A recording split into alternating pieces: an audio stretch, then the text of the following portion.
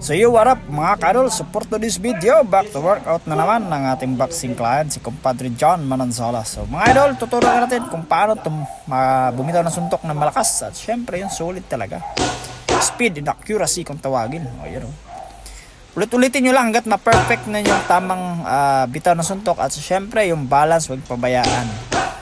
At hindi rin natin pwede mahiyan tulad to sa mga professional na ganun bilis. O ito, yung mga tinuturo ko mga kadol, napakahirap. Isa to sa pinakamalupit mag-sparring pag pareho kayo ng style ng galawan. Kako, sabi ko sa kanya, gayahin mo yung galaw ko para mabilis kang matuto. At syempre, ngayon nahirapan na rin ako. Lupit ng counter pag bagal-bagal ka. Tumba ka dun. Ito naman, Manny Pacquiao style kunwari, speed, apat. Backward agad para hindi ka mabutan sa kalaban. Yan, at dinidemo ko nga kung nakikita ko. Ganyan. So wag kayong magbabad sa harap. Ito, sparring na naman kami. Ginagaya ko yung mga style Mayweather. Malupit talaga yung style Mayweather. Pati ako nahirapan lumapit tuloy sa kanya. Mahirap talaga lapitan ng mga ganyang estilo, lalo na kapag naka sideways yung katawan ng katao. Napakahirap lapitan. Galaw-galaw lang. Sabi ko sa kanya, ang hirap mo na lapitan. Sobrang lupit mo na gumalaw din. Whoop. So timing na din talaga, kasi pag magkamali ka ng pasok dyan sa mukha mo yung tatama. Ayun, nakapapasok ako na isa, tawanan ko pa. So dito naman, back to pad mitts workout. Apat in upper. One hook upper pala. Ayan. So ito inulit-ulit ko sa kanya, one hook upper, bam, wave, hook pa. Diba? Ganyan.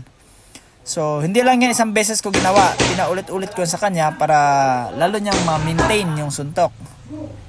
Sabi ko, twist mo maigo yung hips mo para makuha mo yung proper balance, especially yung power. Yan yung hook. Yan ang pang Canelo Alvarez hook yan. Mamaya lalabas niyang sa laban nila. Bam! Boom! Kailangan depensa mo balik yung katawan, yung kamay. Para hindi ka matamaan. Okay, wag go yung panchimbag yung katawan natin. Dapat, yan, sabi ka ko, head movement. Galaw mo yung ulo mo para hindi matamaan. Tanggal ulo pag tinamaan ka. Yan. So, napakalupit talaga. Abang, ganyan naman mag-abang. Yan, ikot. So, konting focus tayo sa workout talaga. At syempre, wag niyo kalimutan yung tingin ninyo. Nakapokus yung mata niyo sa pad mitts. At dapat naka tiger look para kung tawagin doon, tiger look para yung katawan nyo makapag-focus. Pag hindi nyo lagyan ng instinct yung tingin nyo, maaaring nangyayari sa training.